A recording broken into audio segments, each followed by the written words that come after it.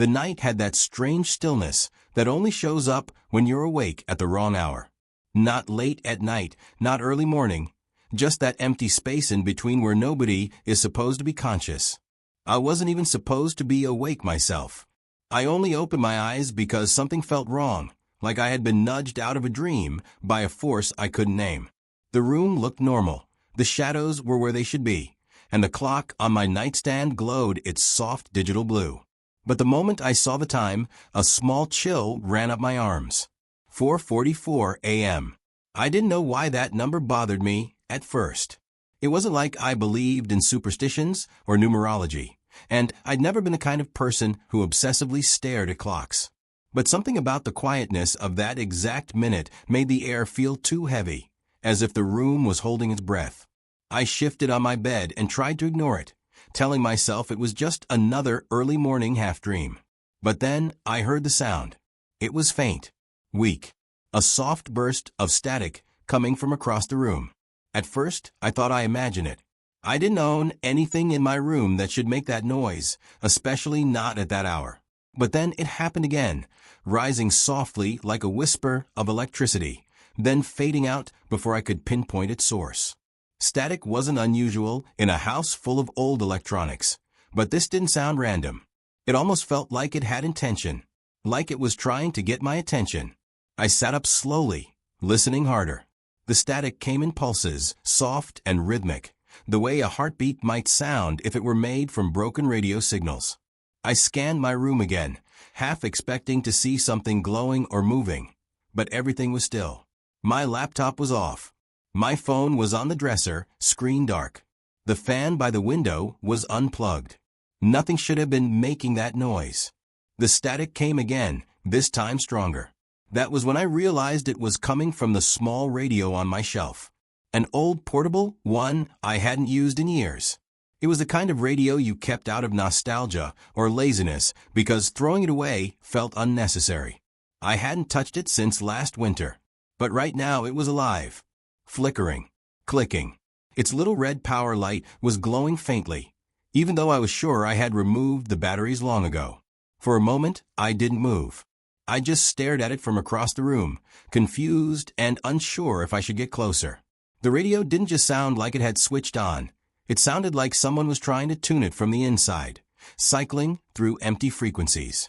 The static rose, then dipped, then rose again, settling into a steady buzz that felt too focused to be accidental. The thought crossed my mind that maybe the batteries weren't dead after all. Maybe I forgot. But that didn't explain why the radio would turn itself on, or why it chose this exact moment, or why the static had a strange, almost patterned rhythm to it, like a coded message waiting to be decoded. I swung my legs off the bed and stood up cautiously. The air felt cold around my ankles, and the wooden floor creaked softly beneath my feet. I took 2 steps toward the radio and paused. The static was louder now, almost urgent. It didn't sound like random noise anymore. It sounded like something was forming beneath it, like a voice that kept trying to push through, but couldn't quite break the surface. I leaned in, narrowing my eyes at the flickering red light.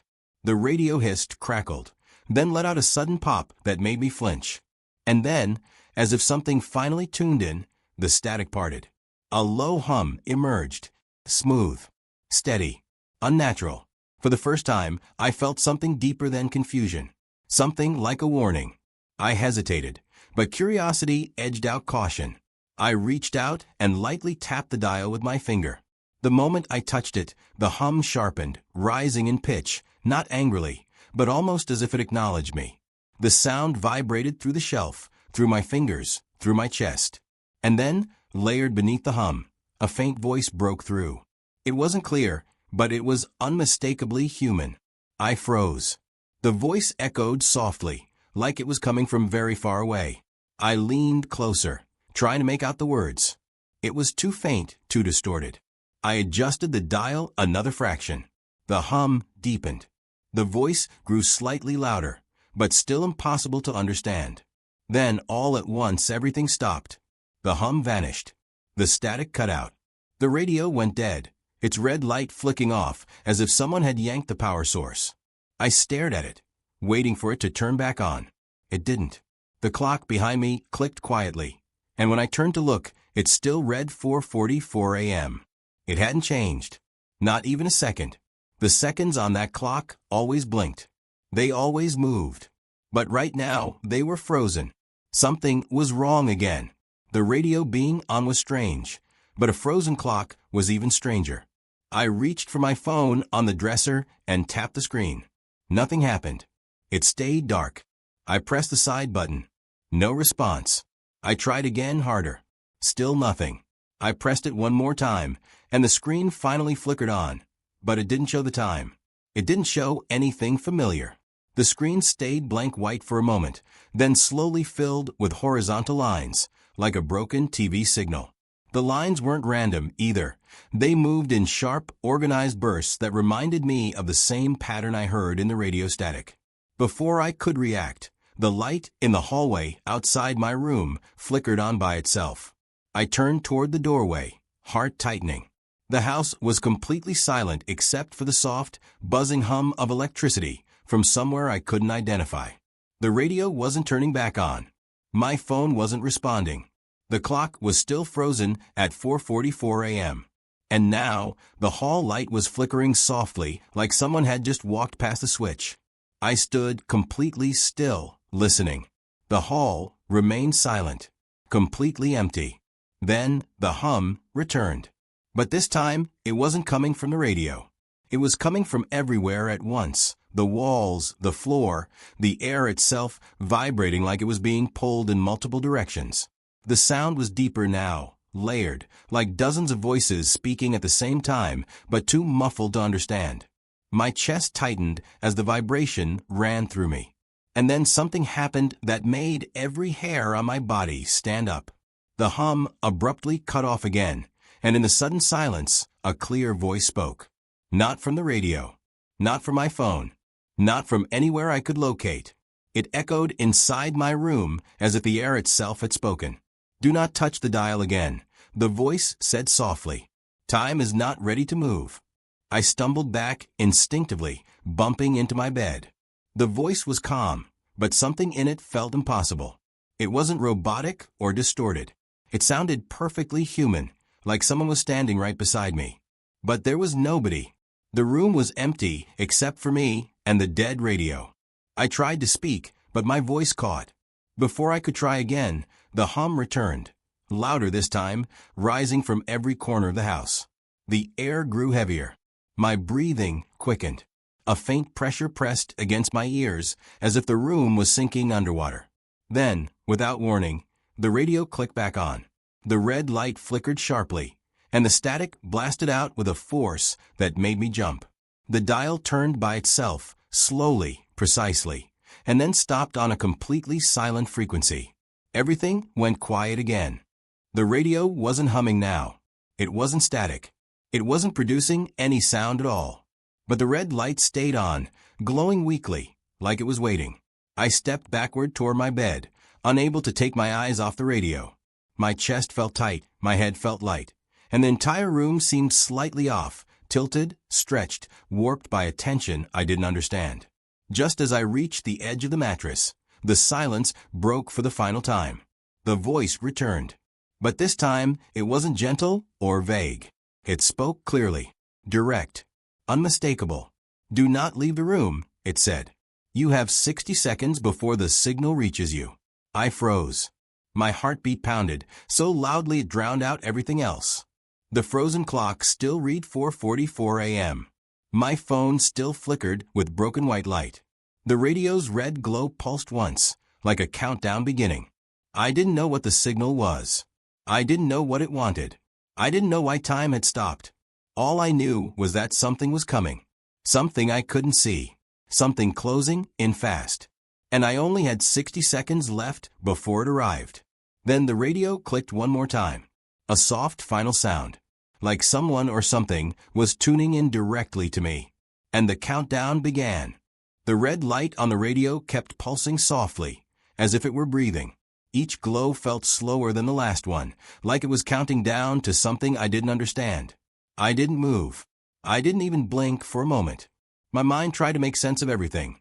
Why the voice warned me, Why the clocks froze at 4:44 a.m. Why the air felt thick like it was holding something back. I kept replaying the voice in my head, the calm tone it used, the way it seemed too close even though no one was there. The silence in the room stretched longer than it should have. I knew a minute was supposed to feel short, but something about this moment made time stretch in a strange, uncomfortable way. It didn't help that the clock on my nightstand was still frozen. If 60 seconds had already started, I had no way of knowing how much time had passed. Maybe I had already run out of it. Maybe whatever was coming was already here. I tried to steady my breathing, but every inhale felt too loud. I didn't want to move, but a part of me also felt like I needed to understand what was happening. I glanced at my windows. They were covered by curtains, but something about the darkness behind them felt different, like if I pulled them back, the world outside wouldn't look the same as before. The idea alone made me step away from them. Something else bothered me too. The voice said not to leave the room, but it didn't tell me to stay still. It didn't tell me not to speak. It only warned me about touching the dial. And if the warning was real, if the voice wasn't some hallucination caused by lack of sleep, then whatever was happening was far bigger than a radio suddenly turning on. My throat was dry, but I forced myself to speak quietly into the room. "Who are you?" No answer. The silence that followed felt heavier. The radio didn't react. The red light kept it slow, steady pulsing. I tried again. What signal? What is coming? Still nothing. I rubbed my hands together, trying to ease the cold feeling spreading through my fingers. I didn't remember the room being this cold before. It was winter, yes, but the heater worked fine earlier that night. Now the air felt strangely icy, like someone had opened a window I couldn't see. I looked around again, trying to ground myself in something familiar. The posters on the wall. The books stacked on the desk. The sweater thrown over the chair. Everything looked normal, yet somehow wrong at the same time, as if each object had moved slightly when I wasn't looking. My eyes drifted back to the radio. When I was younger, my grandfather used to tell me how old radios could catch strange signals late at night, frequencies that weren't meant for ordinary people. He said the airwaves were full of things we weren't supposed to hear. As a kid, I thought he was just trying to scare me, but he always said it with such seriousness that a small part of me believed him. He worked in aviation communications years ago and claimed he once heard something on an emergency frequency that didn't belong to any aircraft. Something he refused to talk about again. I wondered if this had anything to do with that. If maybe he had heard something similar. If maybe this signal wasn't new at all, and it was only finding me now for some reason I didn't understand. My heartbeat grew louder in my ears. The room felt too small, too quiet, too expectant. I stepped back until my legs bumped into the bed, then slowly sat down. The mattress dipped under my weight, and the springs squeaked softly. The sound felt strangely normal in the middle of everything else, and for a moment it grounded me. But the quiet didn't last long. Something shifted in the hallway, soft, almost silent, but just enough for me to hear. Not footsteps. More like a change in the air, the way it moves when someone walks past. I stared at the open doorway, waiting for the light outside to flicker again. It didn't. But the air changed. I could feel it. Something was out there, even if I couldn't see it.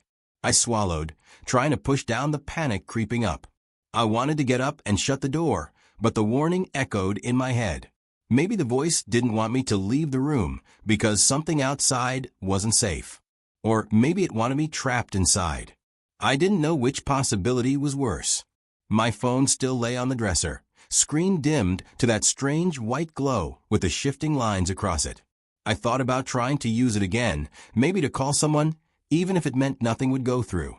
Just hearing a human voice, even a voicemail, might have made me feel less alone. I stood and walked toward it carefully, keeping an eye on the radio. The phone didn't react to my footsteps. It stayed frozen in that odd broken pattern. I reached for it, hesitating for a moment before picking it up.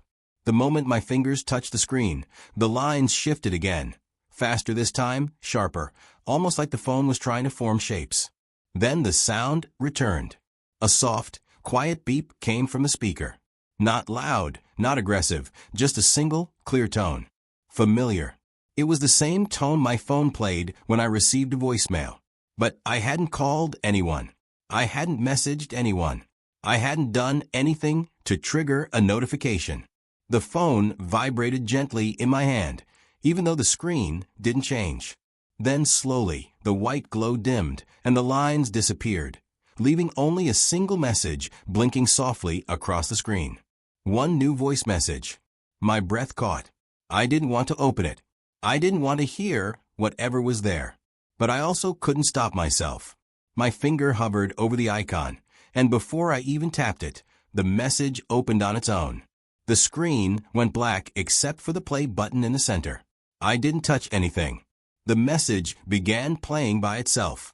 For the first few seconds, there was only static, low, hissing, distant. Then a faint click. Then a soft inhale. Someone was on the line. Someone was breathing, slow and steady. I froze, unable to move. A quiet voice spoke. Not the same voice from the room earlier. This one sounded younger, closer, almost like it was whispering directly into the microphone. Don't let it find you. My hand tightened around the phone. My chest tightened too. The message ended abruptly. The screen went black. I didn't know if that voice was warning me, or if it was something else trying to scare me. Every instinct in my body whispered that this wasn't a prank, and it wasn't a dream. Something was happening around me, something connected to that radio and the frozen time and the strange signal. I stared at the doorway again. The air outside the room moved a little, as if something brushed past. The radio clicked softly, once, twice, like it was reacting. And then, very faintly, somewhere beyond the hallway, I heard a sound that made my stomach twist. A low, distant echo. Not a voice. Not footsteps. Something else. Something getting closer. Something I wasn't supposed to hear at all. Something the signal had awakened. And the 60 seconds I had been warned about. I had no idea if they were already over. The echo from the hallway faded, but it didn't leave silence behind. Instead, it left a pressure in the air, like the house itself was taking a slow, uneasy breath. I stayed frozen with the phone still in my hand, afraid that even the smallest movement would draw whatever was out there closer. The warning from the voicemail repeated in my mind, "Don't let it find you." I didn't know what it was, but the more I listened to the house, the more I felt like something unseen was threading through the walls, feeling its way forward. The radio clicked again, so soft it almost blended with the hum of the room. The red light flickered twice, as if responding to something only it could sense. The frozen clock still read 4:44 a.m. It hadn't blinked once. Time was still stuck, held in place by something I didn't understand. I thought about the voice that had told me not to touch the dial. The strange humming. The signal that felt like it reached deeper than any normal radio frequency should. Each piece was confusing on its own, but together they created a pattern I couldn't ignore. I turned the phone over in my hand, hoping for another message, some kind of clue, but the screen stayed black. I didn't try to force it on. I didn't want to risk triggering something else. The phone felt heavier than usual, like the signal had changed something inside it. The echo in the hallway returned, faint but clearer this time. It wasn't mechanical, but it wasn't exactly human either. Almost like a distant vibration, a kind of pulse moving through the house. I stepped back toward the bed again, feeling the floorboards shift beneath my feet. The air behind me felt normal, but everything in front of me, toward the open doorway, felt wrong, like the atmosphere had a weight of its own. My thoughts drifted to earlier moments. The hum, the warning, the countdown. Maybe the conflict wasn't just about time stopping or a strange signal. Maybe the signal wasn't meant for me. Maybe I only overheard something that wasn't supposed to cross into my world. My grandfather's stories came back again, the way he talked about frequencies nobody should tune into. He once said that certain signals weren't meant to be heard by human ears because they weren't coming from places we could understand. I wondered if this was one of those signals. Something not meant to be found. Something that only broadcasted when everything else in the world slept. Whatever was moving in the hallway felt like it had followed that signal straight into my house. My breath shook a little. I tried to convince myself that maybe the sound was just the old heater or the pipes, but even trying to believe that felt like lying to myself. Nothing in this house had ever sounded like that. Nothing natural moved like that. The radio's red light pulsed again, brighter this time, and a faint whisper of static slid through the speaker, like a warning exhale. It didn't speak this time. It didn't hum. It only hissed once, long and steady, as if telling me not to look away. I kept my eyes on the doorway. That was when something changed in the shadows. The light in the hallway didn't flicker this time. It dimmed, slowly, like a power drain pulling through the wires. The edges of the light curled inward, as if the darkness was swallowing it bit by bit. My heart jumped. I took a single step back, my legs tense and ready to move even though I didn't know where safety was. I squinted, trying to make out if something was standing there, but the shadows seemed to shift too smoothly, too silently, like liquid instead of darkness. There was no shape, no outline, nothing I could point at, but I could feel something there. Something that didn't have to be seen to be understood. It was searching, not randomly, not blindly, purposefully, like it was tracing something through the air. Something connected to me. I gripped the phone tighter, even though it was useless at the moment. The air grew colder. My breath softened into a shaky cloud. I didn't dare speak again, not a question, not a plea. It felt like words would reveal exactly where I was, even though the thing already seemed close enough to sense the heat of my breath. The radio clicked once more. This time, the static didn't rise. A sound barely audible, almost like a soft heartbeat, started pulsing from the speaker. Slow, rhythmic, not mechanical, not electrical, something more organic. The red light flickered in sync with the sound, as if the radio had become a living thing. Then the voice returned, but different. It didn't speak in a sentence. It didn't warn me. It whispered a single word, drawn out, heavy with urgency. Hide. The moment the word left the speaker, the hallway shifted again. The echo grew clearer, closer. A slow vibration crept into the wooden floor, like something was dragging energy with it as it moved. I didn't question the voice this time. I didn't hesitate. I stepped backward, my mind racing for a place to hide in a room with almost no real hiding spots. The closet? Too obvious. Under the bed? Too exposed. Behind the desk? Too small. Then my eyes landed on the gap between the dresser and the wall, just wide enough for a person to squeeze behind if they angle themselves right. It wasn't comfortable, but it was hidden, and right now that was enough. I darted toward it, moving as quietly as I could. The moment I slipped behind the dresser, pressing my back against the cold wall, the hallway grew silent. Not empty silent, expectant silent. Like whatever was out there had stopped to listen. My breathing slowed automatically. Every inhale felt like it might be the one that gave me away. The radio's heartbeat-like pulse continued softly, barely audible from my hiding spot. The house creaked, but differently this time. Less like wood settling and more like something else brushing against the walls. I shut my eyes for a moment, listening. A faint vibration moved through the floorboard directly in front of my bedroom door. Then the sound of breathing, not human, not unnatural, but something in between, brushed against the edge of the doorway. So soft I almost thought I imagined it. Something had entered my room. The air thickened instantly. My throat tightened. Every instinct screamed at me to run, but my body locked itself in place. I opened my eyes slowly, afraid that even the motion of my eyelids might make noise. From behind the dresser, all I could see was the faint glow of the radio's red light reflecting off the opposite wall. The pulsing slowed, then stopped, completely. The radio knew something was inside. Whatever had been tracking the signal, it had found the source. Not the radio. Me. The breathing moved deeper into the room, still quiet, but too smooth to belong to any person I knew. It wasn't searching randomly. It wasn't confused. It moved with intention, as if following a trail only it could sense. And the worst part was that I didn't know how close it was. I didn't know if it was at the center of the room, or right on the other side of the dresser. Then, just as the air felt like it might collapse around me, I heard the soft, unmistakable sound of something brushing against my bedsheets. And I realized it was getting closer. And it wasn't leaving until it found whatever the signal had marked. The sound of something brushing against my bedsheets sent a slow wave of cold through my whole body. It wasn't loud, just a soft, dragging shift, like fingertips or fabric sliding over the blanket. But in that moment, it felt louder than anything I had ever heard. I pressed myself deeper against the wall, trying to make myself smaller, quieter, hidden. I didn't dare breathe too fast. Even the slightest sound felt dangerous. The air in the room felt different now.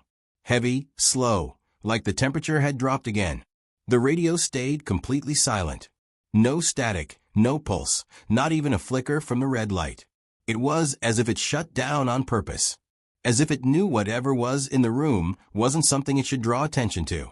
A faint creak traveled across the floorboards. Not the kind that came from the house, settling. This one had weight behind it. Measured. Careful. The kind of movement made by something trying not to be heard. I closed my eyes for half a second, steadying myself. I knew the thing was close to the bed now. I knew it was moving slowly, almost testing the space, maybe trying to sense where I was hiding. The room felt smaller, like the shadows had shifted into corners I had never noticed before. The silence pressed against my ears so tightly that I could hear my own heartbeat echoing through my chest. I wanted to know what it looked like, but at the same time I was terrified to even imagine it. I had no clear shape to picture, no form to fear, just the knowledge that something was walking through my room while time itself was frozen at 4:44 a.m. Something that had followed a signal. Something that shouldn't exist inside a normal house. Another creak. Closer this time. I held my breath. A soft exhale moved through the room, faint, but too deliberate, like something was tasting the air. The sound didn't belong to any person I knew. It didn't carry the rhythm of human breathing. It was smoother, slower, almost like it didn't need to breathe at all, but did so only to mimic the idea of it. The shadows near the bed shifted slightly. I couldn't see them clearly from my hiding spot, but I could sense the change in the light. A softer glow lifted from the hallway, stretched across the floor, and stopped before it reached the bed, as if something was blocking it. My fingers tightened around my phone, even though it was useless. Having something solid to grip grounded me, just enough to keep my mind from spinning into panic. I felt a small vibration in the phone, barely noticeable. Not a notification, not a message. More like interference, the kind that happens when a device is near something it can't understand. The thing moved again, slow and deliberate. I imagined it tilting its head, listening, searching, maybe following heat or sound or something older and deeper than either of those. The air around me felt charged, like the moment before a storm hits, when everything grows quiet and expects lightning. I forced myself to stay completely still. It stepped again, this time right beside the bed. The mattress dipped slightly, just enough that I heard the springs adjust. Not like someone sat down, more like someone pressed a hand, or something like a hand, into it to steady themselves. A low, distant vibration rippled through the room. Not a noise exactly, more like a trembling sensation that traveled through the floor and up into my legs. It didn't hurt, but it made every nerve in my body tense. The signal. It had to be related. Maybe the same frequency the radio had picked up. Maybe the thing in my room was connected to that vibration, somehow. Something near the edge of the bed shifted again, and my heart pounded so hard it felt like it might shake the dresser. I kept my face turned toward the tiny gap between the furniture and the wall, watching the faint light on the opposite side flicker slightly. Then, slowly, something dark moved into view. A small shape first, soft, unfocused, like a shadow stretching along the floor. It slid forward gently, too smooth and too steady to be cast by anything solid. I squeezed my eyes shut for a moment, then opened them again, hoping I had imagined it. But the shadow was still there, slowly creeping along the floorboards as if searching blindly. It stopped just inches from the dresser. I stopped breathing altogether. The shadow lingered for a moment, wavering slightly, like it was sensing the space behind the furniture. like it knew something was back here, but wasn't sure what. I bit down on my lip to keep myself silent, afraid any small sound might pull it toward me. The radio clicked suddenly. A tiny sound, but loud enough for the shadow to freeze. My chest tightened. The red light on the radio flickered on and off rapidly, as if trying to send a signal of its own. I didn't know if it was a warning for me or a distraction to pull the thing away. The shadow slid back toward the bed, as if the radio's noise irritated it. Then something unexpected happened. My phone buzzed again, once sharp and quick. A single word flashed on the screen. Move. I didn't know if it was real. I didn't know if I imagined it. But the word stayed there, bright and clear. I didn't have time to think. I didn't have time to question anything. I only knew that staying behind the dresser any longer might get me found. With a slow inhale, I shifted my weight to my right foot and prepared to slide out. I tried to move silently, like drifting through the air. But the moment I touched the floor, the shadow on the ground snapped back toward me, fast and sharp. The radio burst into loud static. The hallway lights flickered wildly. The air tightened like a rope pulled too hard. And the thing in the room finally made a sound, a low, rising hiss that didn't belong to anything living. I pushed off the wall and scrambled out from behind the dresser, heart racing, breath shaking. I didn't know where I was going. I didn't know what would happen if it reached me. I only knew one thing. Whatever the signal had sent into my room, it had just found out where I was. And it was coming for me. The air around us felt colder than before, like the temperature had quietly slipped a few degrees without warning. I didn't move. Neither did Lena. We just stood there in that narrow hallway, facing the radio sitting on the dusty stool, its small red light glowing like an eye that refused to blink. The strange numbers, those impossible coordinates, still hung in my mind, but something else bothered me now. The signal wasn't gone. It was waiting, holding its breath, listening. Lena slowly stepped closer, her voice barely above a whisper, as she said she wanted to replay the last few seconds, maybe to catch something we missed. But before she could reach out and touch the dial, the radio crackled again. Not loudly, just enough to make both of us freeze. This time, it wasn't static or coordinates. It was something softer, almost gentle, a faint hum, like a person humming under their breath. A melody that didn't sound familiar, but felt strangely comforting in a way that made no sense. I could tell by the look on Lena's face that she heard it too. Her eyebrows lowered, confused but pulled in by the same strange warmth. It didn't feel threatening, not like the first signal we'd heard.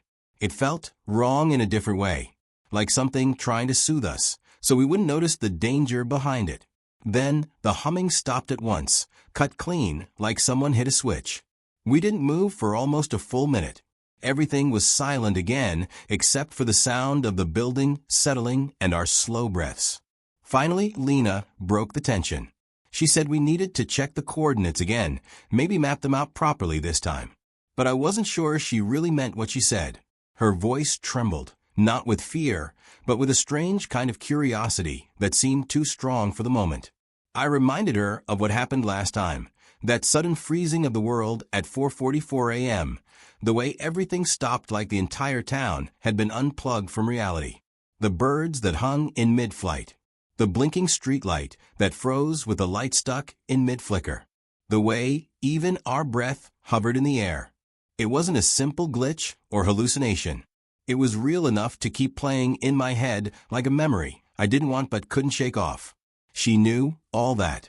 She remembered every detail too.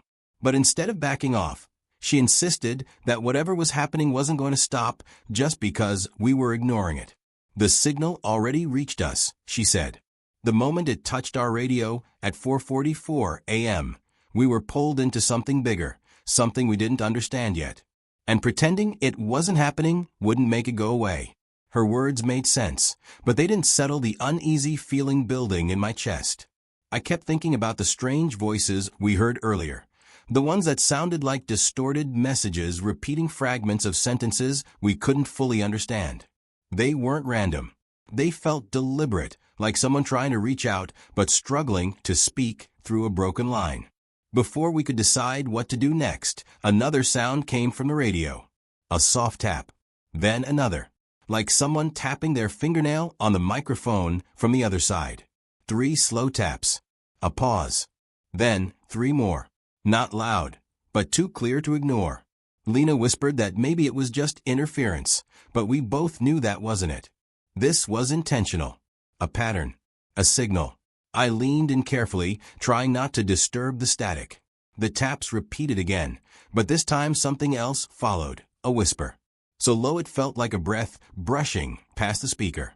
It said something, just one syllable. It repeated twice. I couldn't understand it, but Lena glanced at me immediately like she had. She shook her head when I asked. She said she must have misheard, but I didn't buy it. She looked too sure of what she heard and too afraid to say it out loud. Suddenly, the hallway lights flickered, dimmed, and then brightened again. Not fully, but enough to feel unnatural. The radio's red light pulsed once. Then the screen showed something new. Not coordinates. Not numbers. Just a single line glowing faintly. 444 will come again. The words didn't scroll or blink. They just stayed there, quietly burning into our minds. And the moment we read them, we both realized something important. Whatever happened before wasn't a one-time event. The freezing of time, the signal, the whispers, they were warnings. Or maybe steps. Stages. Something was building toward that moment again. We both felt the shift in the air, as if the room itself tightened. I stepped back instinctively, but Lena didn't move. She looked at the message. Her face pale, but steady. She said if 444 was coming again, we needed to be ready before it arrived. Something wanted us to understand its message. Something wanted us to listen. But before I could respond, the radio gave a sudden jolt of loud static that made both of us flinch. This static was different, filled with layers of sound, voices overlapping, whispers mixing with what sounded like far-off echoes. It grew louder, forming shapes that weren't fully words but carried meaning. The noise twisted into something that felt like a warning, but also like a call. Lena covered her ears. I reached for the power switch, but before I could touch it, the static cut off completely. Silence again. Except not really. Because beneath the silence was something faint. Barely noticeable at first, but once I focused on it, the sound grew clearer. It was ticking.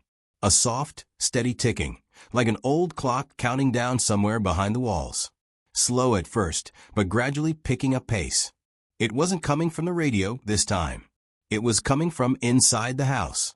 Or under it. Or through it. I didn't want to move, but Lena grabbed my sleeve and whispered that we had to follow it. She said the ticking wasn't random. It matched the pattern from the taps earlier. It was leading us somewhere. I told her that wasn't a good idea. Nothing about any of this felt safe. But she insisted. She said if the next 444 moment was coming soon, we couldn't afford to be in the dark. The ticking grew louder as we walked slowly toward the old basement door at the end of the hallway. I noticed something strange as we moved. The shadows in the corners didn't shift normally with our steps. It was like they lagged behind, moving a half-second too late. I tried to ignore it, but it made my skin crawl. When we reached the basement door, the ticking was so clear it felt like it was right behind the wood. Lena reached for the doorknob, but before she touched it, the radio, all the way behind us in the hallway, turned itself back on. A calm, steady voice, completely different from anything before, spoke just one sentence. "Do not go down there." The voice wasn't threatening. It wasn't distorted. It sounded human, normal, almost gentle. But its clarity made my breath hitch. Lena froze with her hand just inches from the doorknob. We turned back toward the radio slowly, both unsure if we actually heard the same thing. But before either of us could speak, the voice came again. More urgent this time. Not yet. The basement ticking stopped instantly. The whole house felt still again.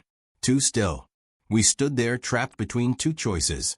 Listen to the voice or open the door and see what the ticking was calling us toward. And neither option felt safe. Not even for a second. The air pressed against us, as if waiting for the choice we hadn't made yet. And somewhere behind the silence, the clock began to wind itself again. For a long moment, neither of us moved. The basement door stood in front of us, like a decision we weren't sure we had the right to make. The radio behind us remained silent now, but the warning still echoed in my mind. It didn't feel like a threat, it felt like someone trying to help us. Someone who knew what waited behind the door and didn't want us walking blindly into it.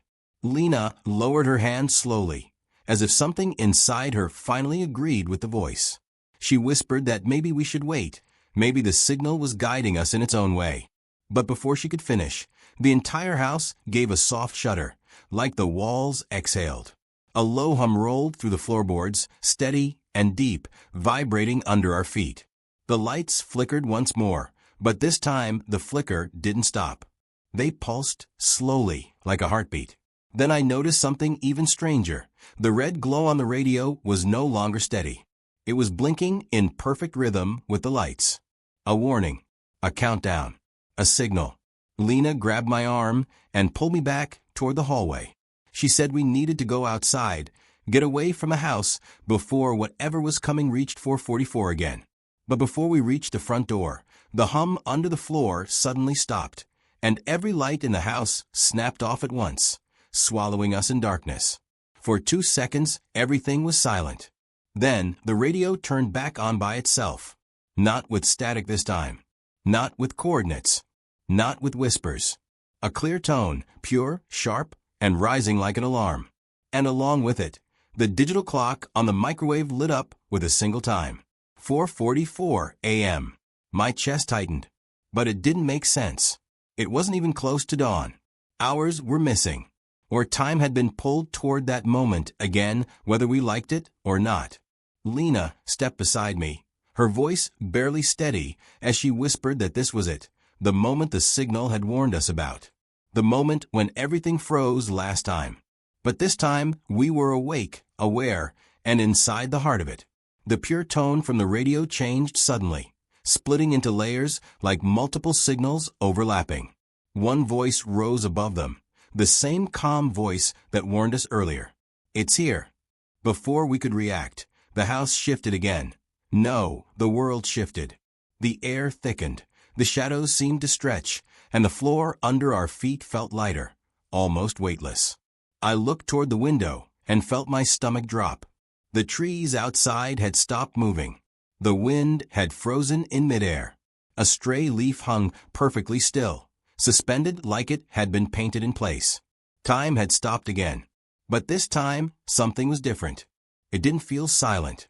It felt crowded, like the air itself buzzed with invisible movement we couldn't see. The radio's light turned blue, something it had never done before.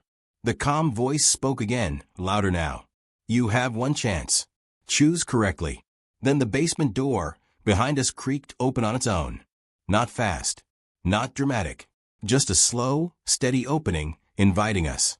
A faint glow escaped from below, not warm like a bulb or lamp. It was pale and cold, the kind of light that didn't seem to come from any real source.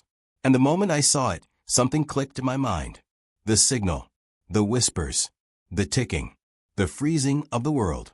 Everything had been leading here to this exact moment. But here was the strange thing. Lena looked at the open basement door like she recognized the light. Not in a confused way, in a familiar way, like she'd seen it before. I asked her what she was hiding, and she didn't answer right away. Her eyes stayed fixed on the glow. When she finally spoke, her voice was soft but sure.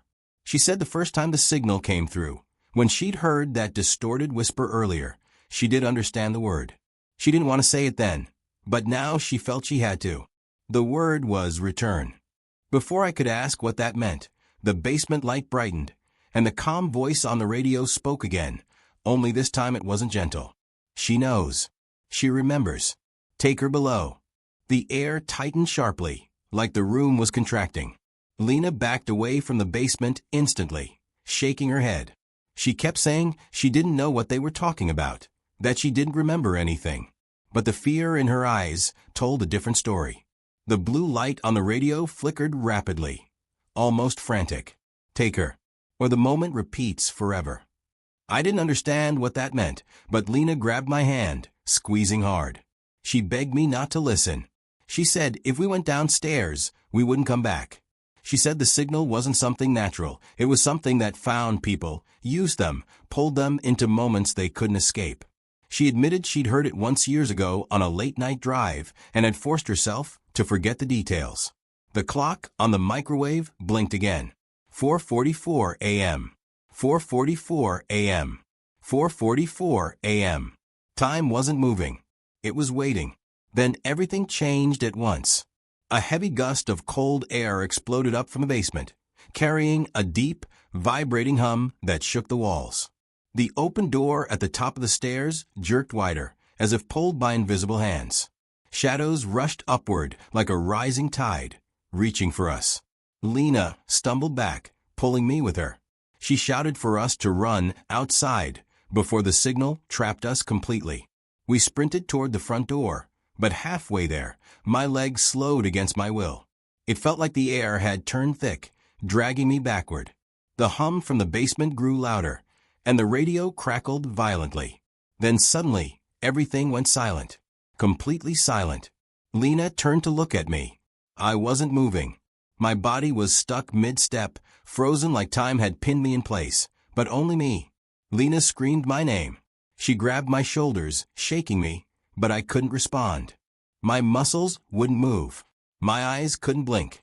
I was aware, but trapped. The radio spoke one last clear sentence. Return her, and you are free.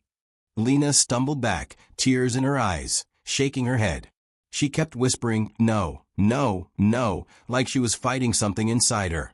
The basement light pulsed brighter, stretching across the hallway floor. Then Lena stopped. Her expression changed, not fear, not sadness, recognition. Like she finally remembered everything. She walked slowly toward the basement door. Not pulled, not pushed, walking willingly. As she reached the top step, she turned her head slightly toward me. Her voice was calm, almost peaceful. She said, I think I was never supposed to leave the moment it took me from. And she stepped down into the light. The second her foot touched the basement floor, the blue glow vanished, the radio shut off, and time snapped back into motion so violently it felt like gravity had returned all at once. I collapsed onto the floor, gasping for breath. The lights flickered back to normal, the ticking stopped, and the clock finally changed. 4:45 a.m. I crawled to the basement door and looked down. It was empty, dark, silent. Lena was gone. But as I stared into that darkness, the radio across the hallway turned on by itself one final time. A single whisper came through, until the next 4:44. And then the signal died. For a long time after the whisper faded, I didn't move. I sat there on the cold floor with my back against the wall, staring at the dark basement and trying to understand what had just happened. The silence in the house didn't feel threatening anymore, just empty, like everything that needed to happen had already taken place. The clock on the microwave kept ticking normally now, each second falling into place the way it should. It almost felt strange hearing time move again. I finally stood up and walked slowly to the radio, half expecting it to turn on by itself again. But it stayed silent. The red light was off, the screen blank, like any ordinary radio that had never carried a strange signal at 4:44 a.m. or whispered warnings from something beyond our world. I touched the dial gently, almost afraid to move it, but nothing happened. No static, no hum, no voice, just silence. Part of me wanted to smash the radio, throw it away, bury it, anything to make sure it never woke up again. But another part of me knew it didn't matter. The radio wasn't the source. It was just the doorway. The real signal came from somewhere deeper, somewhere we didn't have the tools to understand. Trying to destroy the radio would be like tearing down a signpost, but pretending the road behind it didn't exist. I sat down again, letting the calm settle in. I thought about Lena and the way she looked right before she stepped into the basement light. The mix of fear and acceptance in her eyes. That final moment when she said she remembered. I still didn't know exactly what she meant or why the signal wanted her to return. But I understood something now. She hadn't been chosen by accident. The signal had touched her long before it reached me. She had carried something from that first encounter, something she didn't talk about, maybe didn't even fully understand until the exact moment the world froze again. As I sat in the dim hallway, I wondered if she had been living in a kind of borrowed time ever since that first signal years ago. Maybe stepping into the basement wasn't a punishment. Maybe it was the only way for her to break free from something she had been dragged into without realizing it. Still, knowing that didn't erase the ache of losing her. Eventually, I forced myself to get up and leave the house. Outside, the air felt normal. The trees swayed softly in the early morning breeze. A distant dog barked. A car passed on the road with its headlights cutting through the dark. Everything was ordinary in a way that felt unreal after what we experienced. It was like the world had stitched itself back together while I wasn't looking. I sat on the porch for a while, letting the cool air settle my thoughts. I kept replaying the seconds when time froze. The blue light, the ticking, the voice telling me to return her. And then Lena walking into the basement like she was answering a call she could no longer ignore. I wanted to believe she was safe, wherever she ended up. That maybe the moment the voice mentioned wasn't something harmful, just something unfinished. Hours passed before I finally went back inside to gather my things. The house felt lighter now, as if whatever had been building inside it had finally left. Even the shadows seemed normal again. I unplugged the radio carefully and wrapped the cord around it. I didn't know what I planned to do with it.